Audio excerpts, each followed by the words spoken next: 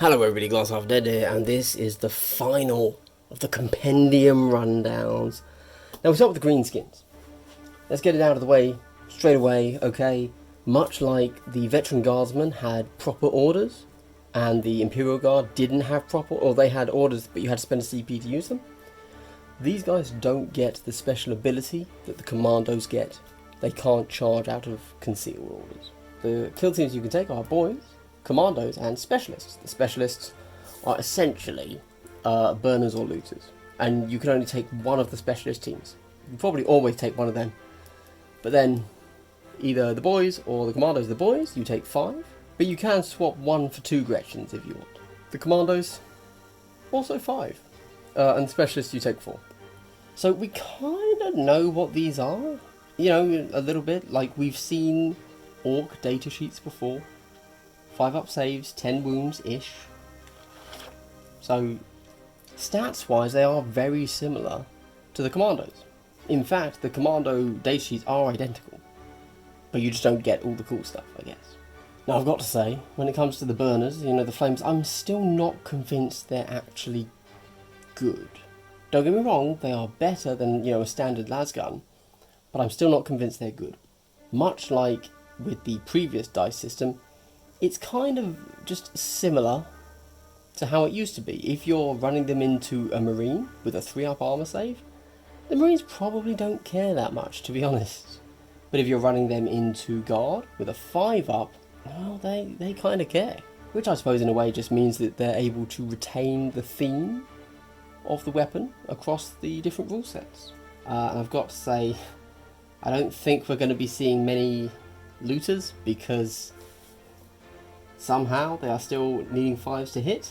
I don't know. Look, I don't want to be too down on it, right? But I don't think the Greenskin team's very good. I'm not a good player.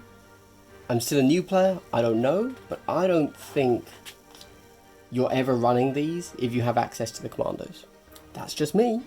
Guys, do what you want to do if you think they're cool. If you just want to run 4 burners or 4 looters, please do. I just don't. I mean, look, maybe there's something in the ploys and the equipment that I don't see that makes them cool. 100% possible, but I'm not seeing it. Necrons, yeah. So we have the Warriors, the Immortals, the Flayed Ones, and the Deathmark. Notice the Warriors, you can only take 1 fire team per kill team, so you can't just spam 5 Warriors. I don't really know why not, I'm going to be honest. The Warriors aren't like super good or something. And everything is exactly as you'd expect. You can... Oh, also Warriors can't be leaders, I think. Immortals, you can take the Blasters or the Carbines, the Gorse or the Tesla. Oh, sorry, let's talk about the Necron Warrior first. The Gorse Flayer or the Gorse Reaper. This is a tough call. This 4-5 is like that P1. P1 means Penetration 1, which means on a crit you get an AP, which is really nice. But range 6 and you're slow. I don't know. Oh, sorry, also Living Metal. Living Metal, every model in the Necrons has it. Turning point, you gain 2 wounds. That's pretty good. You're going to be quite durable. But, so much like the Death Guard, you've only got 2 move. I don't really know how that's going to play out yet. It seems slow, and it is. So there you go. I don't know how it will play though. Do notice this is the first model we've seen with Splash. Splash 1, that's cool. I don't know what it does, but it's cool. Leader, exactly as you'd expect. Just better on the Bliss skill, weapon skill. Flayed Ones, I think every team is going to have a Flayed One. Look at that. 5 attacks, hitting on 3s, 3-4 with Rending. You roll those crits, you're wrecking them. I think Flayed One's the way to go. Oh, Deathmark, also good. I think a valid team would be Deathmarks and Flayed Ones. I think that's probably what we're going to see the most of. Oh, sorry, I completely forgot. The Gorse Blasters have AP. No. We're going to see Flayed Ones and Gorse Blasters. Yes, Mortal Wounds are cool, but that heavy is a real issue. I think we're seeing Immortals with Gorse Blasters and we're seeing Flayed Ones. I think that's the standard Necron team. Just to note, this here, anything that lets you change an order, really good. You're basically always going to want to take it if you can, most likely. Oh look, reanimation protocols, cool. Mind Shackle. Tau. I'm going to let you soak in that page for a moment. Okay, that's the drones. Now a lot of people in the Discord were asking about, oh, how does line of sight work for models without a head? Oh look, it tells you. It literally gives you that little disc. That's how you draw a line of sight. Interesting. We also see a marker light. We also see savior protocols. We also see how many drones you can take. Let's go back over here, guys. Control yourself. Okay. Take 2 fire teams, fire warriors, pathfinders, or stealth battlesuits. Essentially what they've done is they've realised that fire warriors and breachers are identical. So if you want to take a breacher, you just take the pulse blaster on a fire warrior. There you go. No. It's an elegant design. Can't argue with that. Pathfinder. It's 6 fire warriors, 6 pathfinders, 3 stealth battlesuits. You can swap out a fire warrior or a pathfinder for a drone, 1-to-1, or you can swap out 1 stealth battlesuit for 2 drones. There you go. Oh, and also do note the recon drone counts as 2 selections. Easy peasy. Is there anything else we need to know about this at this point before I turn the page? I don't think so. Sorry. Pathfinder team can include 1 heavy gunner. Put away your rail rifles, lads. It's done. And also drones. You can never have in a fire team more drones than fire warriors. So max, you're taking 6 drones. Okay. To be fair, that's still a lot of drones. Not gonna lie. Fire warrior Chasselas, fire warrior Chasselas. Yeah. Notice we are still the town standard of hitting on 4s, apart from the sergeant model, of course, which is 3s. Oh, yeah, so the Pulse Blaster, this is the breacher weapon. People were like, oh, what are they going to do? How are they going to do this? You know, because it used to have 3 profiles. You know, long range, medium, short. Now we just have 2. Close range, long range. If you're in close range is actually really good. I'm not going to lie. I think the Pulse Blaster isn't bad. AP1 is pretty strong. Again. Once you've played your first few games, you will realise AP1's really good. Range of pistol, bad, but you have the long range profile. So, I like it. Okay. Pathfinder Chasselas. You take a Pathfinder because they get Marker Light. You've just read Marker Light on the other page. Cool. Ion Rifle or Rail Rifle. You can only take 1. Which is it going to be? Honestly, I haven't thought about it. Yeah, there you go. I think the Rail Rifle, I'm sure somebody that knows maths is going to chime in on this one. I think the Rail Rifle, and let me tell you for why. AP1, lethal 5 up, mortal wounds 2. Cool. It's only 4 attack, whereas the standard for the Ion Rifle is 5, which is good. 4 up, 4, 5. The reason I'm leaning towards the Rail Rifle is because if you overcharge the Iron Rifle, which obviously then becomes good, you have Hot. And don't forget, you're rolling 5 dice with Hot. I'm not saying you're going to kill yourself, but like, you might. Okay. If you overcharge with 5 dice, you're going to roll a 1. At least you're going to roll at least 1, okay? I know the statistics. It's definitive you're going to. He's got a limited shelf life. Stealth battlesuits, we've seen this. They're really good. I actually think, so if we go back to the fire teams, notice at the top here, there's no, you can only take 1 of these. I think a very legitimate Tau thing is 5 battlesuits. Hold on, 6 battlesuits. There's no 3 stealth battlesuits. And then if you take a leader, you're just swapping one of the stealth for a leader. You're not adding another one. Yeah, cool. I think 6 stealth battlesuits is a totally legitimate team to take because of camouflage field. You can do whatever you want. Yeah.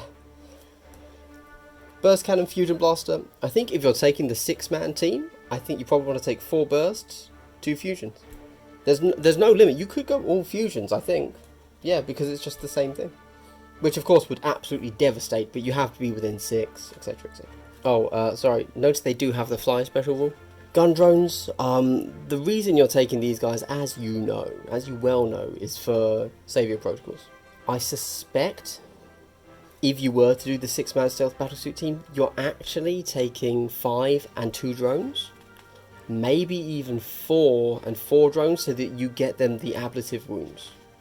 I'm not sure. You know, I mean, there's so much to think about here.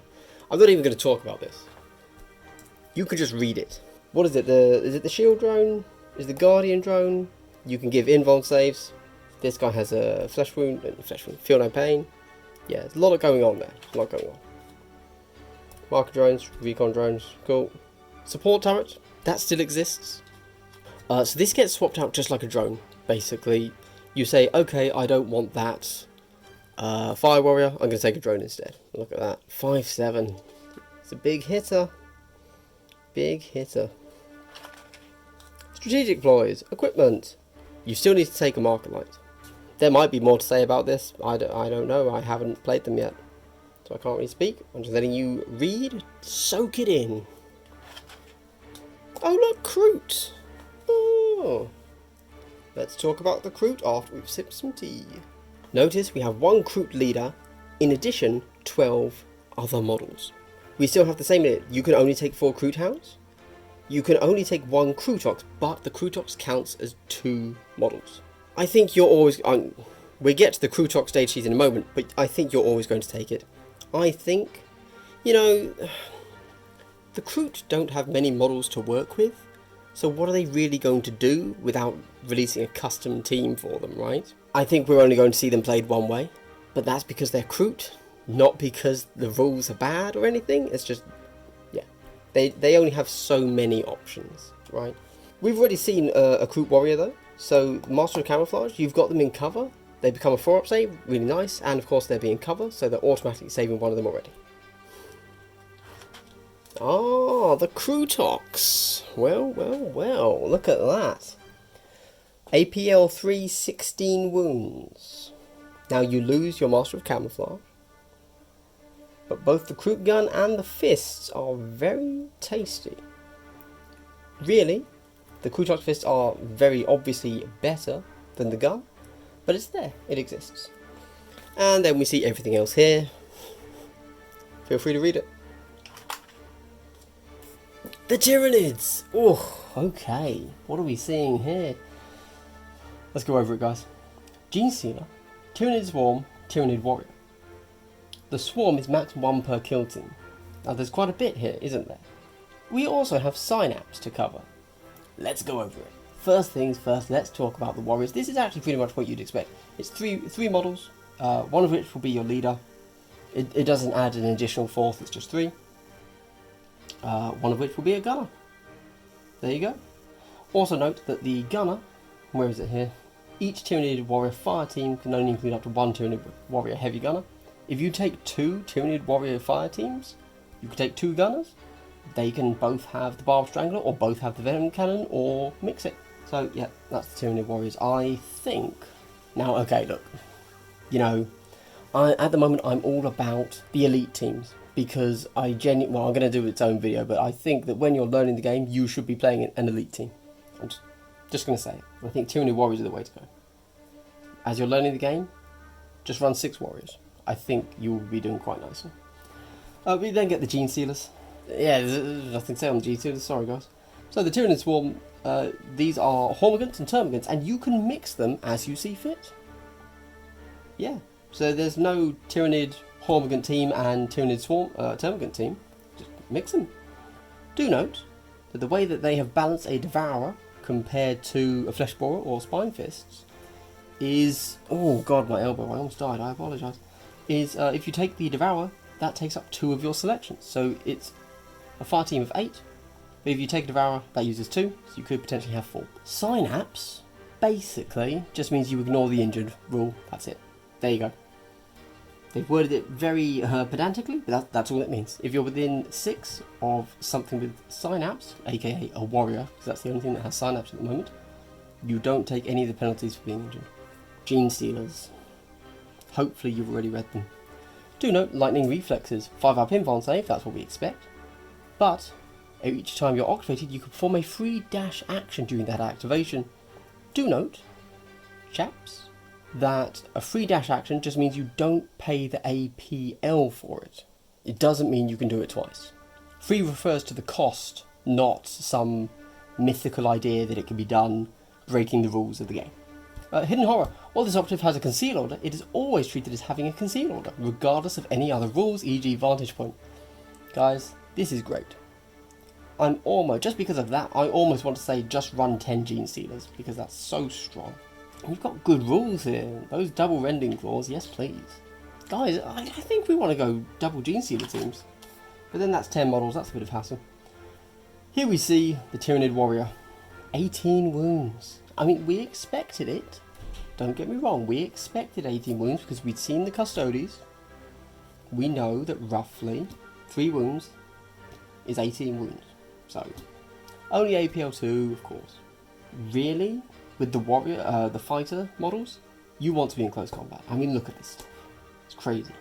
I think that this, adding 1 to your attacks characteristics, so your 5 attacks on everything, you've got good options there. I mean, you're doing a lot of damage if you manage to get through the enemy. I think just Bone Swords. Just take Bone Swords. Just Bone Swords. Weapon Beast. Very nice. Tyranid Warrior, you know, with that said about that, I'm talking about just the fighters. You come down here. So both the Barbed Strangler and the Venom Cannon, that's why you're taking the Heavy Gunner, have heavy. You only have APL 2, so that doesn't make any sense. Generally, I'm leaning towards the Venom Cannon because you've got that AP 1. But of course, this is a roster-based game. If you know you're up against a little 14-man team, take the Barbed Strangler. And then the leader, identical to this guy, except you're hitting on 2s instead of 3s. Oh, the Termagant, sorry. So, Devourer has Ceaseless, which means you're rerolling 1s. The Spine Fists, something that you have never seen in the game before, because they're so bad, has a range of 6, 2, 3. So, less damage than the Devourer. Oh, and only 4 dice. Oh, sorry, not the Devourer, the Fleshborn. That's what we're looking at. So, still 4 dice, but easier to hit. Oh, and the Fleshborn is also... Oh, sorry, I was looking at the wrong thing. I think, this might sound crazy, guys, but you might want to consider the Spine Fists. That accuracy of 3 instead of 4 might really save you. It's very low damage, though. The Devourer's pretty good, actually. I'm not going to lie. Although, do note that there was no negative to not being within 6 of a warrior. There you go. Hormigant. I mean, it is what it is. A 6-up save, these things will just get torn through, but what can you do? And yeah, there you go. Let you read it. As you can tell, guys, I'm kind of assuming that people are just going to come along and screen cap this entire video and never watch it again.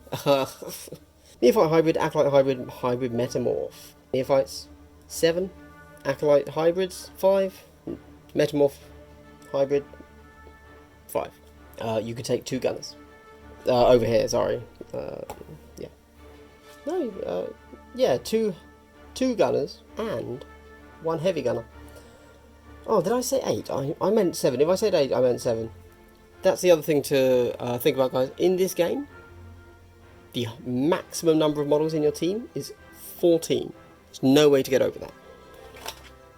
I'm not going to be providing... The thing is, guys, honestly, at some point I'm going to come back and do like a deeper dive into a specific faction, because that's going to be super fun for us all, at least for me, once I know what I'm talking about. But right now, to try and like cover every faction, that would just be insane. I mean, this video is already, what, 25 minutes? And I've said nothing, right? But like, you need to see the data cards, obviously, so you can start hobbying, so you can start theorizing, theory crafting, all that good stuff. But if I was to actually try and go through this entire book and say like cogent, pointed things that are good advice, man, no chance. I mean, this would take me hours, literal hours. People don't want to go and watch a 4-hour battle report. You'd be watching a 4-hour compendium read-through. You know what? That sounds insane to me, but like, hey, some of the big Warhammer channels do that. They do go and, like, you know, new codex, 3.5 hours. It's insane, but whatever. Yeah, I suppose, I mean, if you need to be told. The heavy rock weapons are still good, but of course they're nowhere near as good as they were in the old kill team, because they managed to completely negate the injury roll if you took the drill, no, not the drill, the cutter, sorry, which was just nuts. So, there you go, you've seen it, because it's been screen capped and now somebody has it. Cool.